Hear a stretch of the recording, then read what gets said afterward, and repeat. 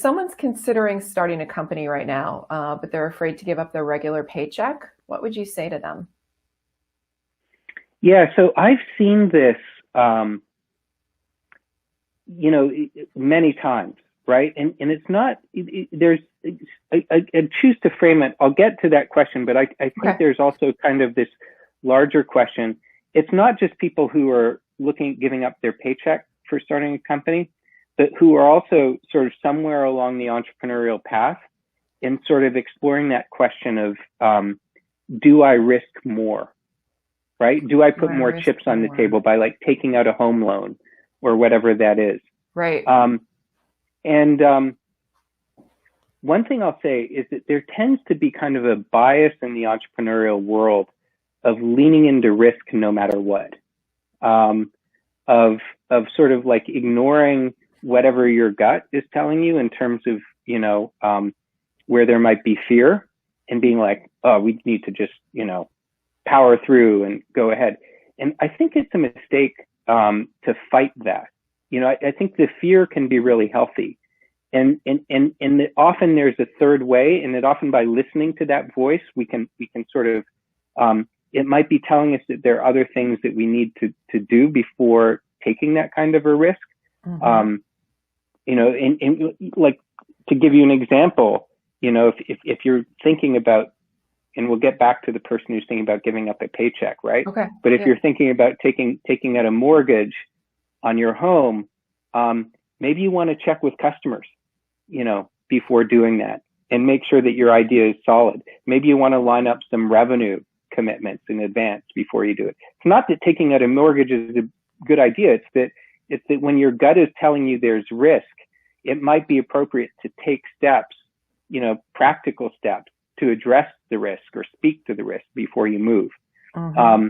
Your gut might still be speaking with you, but there are ways you might be able to speaking to you. There might be ways in which you can do it in more harmony.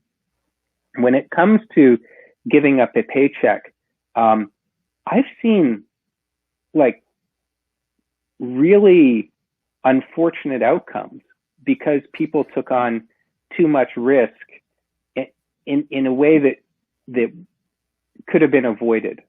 Yes. I've seen people lose their retirement savings. I've seen people sort of, derailing the careers is sort of a little strong because you can sort of generally get back on the track. Right.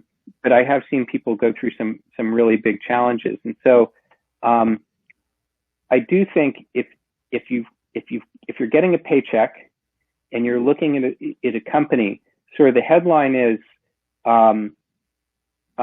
do your homework and also do it responsibly as well. Like in terms of looking at your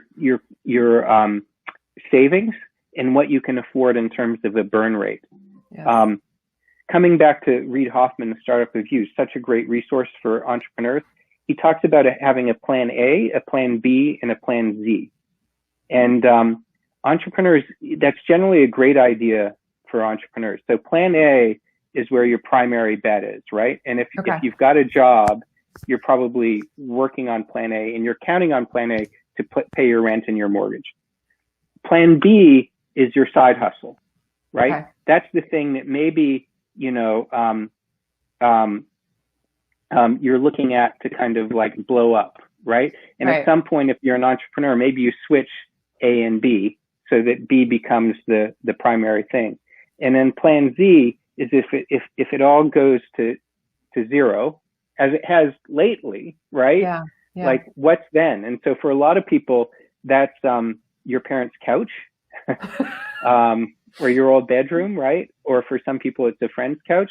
But there are entrepreneurs out there, for whom there is no plan Z. And if your plan Z is living on the street, it might be a good idea to kind of build up some buffer before you give up the paycheck.